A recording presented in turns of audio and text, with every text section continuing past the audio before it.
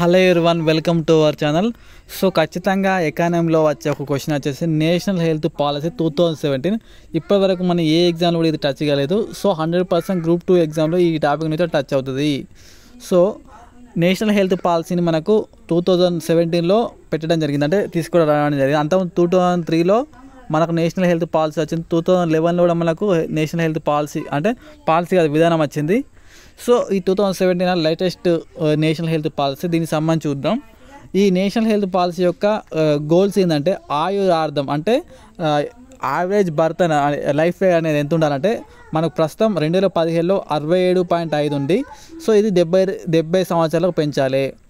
ఇంకొక question, HDI వచ్చింది కదా, హ్యూమన్ డెవలప్మెంట్ ఇండెక్స్, దాని ప్రకారం ఇండియాలో యావరేజ్ ఆయురార్థం ఎంత అనేది తెలిసిన వాళ్ళంటే కామెంట్ చేయండి. 2025 నాటికి టోటల్ ఫెర్టిలిటీ రేట్ని 2.1కు తగ్గించాలి. 2.1కి ఇది ఆల్రెడీ మనం సక్సెస్ఫుల్గా సాధించడం మొన్ననే. 2019 నాటికి శిశు మరణాల రేటుని 28% తగ్గించాలి. ఈ నెంబర్లన్నీ పట్టాల్సిందే ఖచ్చితంగా, దీంట్లో వేరే ఆప్షన్ లేదు. నెక్స్ట్ 2025 నాటికి 5 సంవత్సరాల లోపు మరణాలను 23 తగ్గించాలి, U/5 అండర్. నెక్స్ట్ 2025 నాటికి హృదయ సంబంధిత వ్యాధులు, మధుమేహం, దీర్ఘకాలిక శ్వాసకోశ వ్యాధులను, అకాల మరణాలు 25% తగ్గించాలి. అంటే 2017లో ఒక 100 మరణాలు ఉంటే 25% తగ్గించాలి, 75 మరణాల వరకు తీసుకురావాలన్నట్టు. ఓకే, ఎప్పటి వరకు? 2025 వరకు.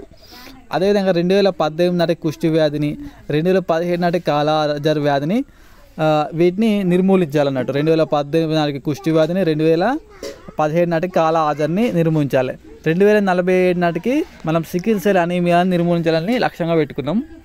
నెక్స్ట్ మనకు జీడిపిలో హెల్త్ పైన 2.5% చేయాలి. జీడిపి పైన హెల్త్ పైన 2.5% చేయాలి.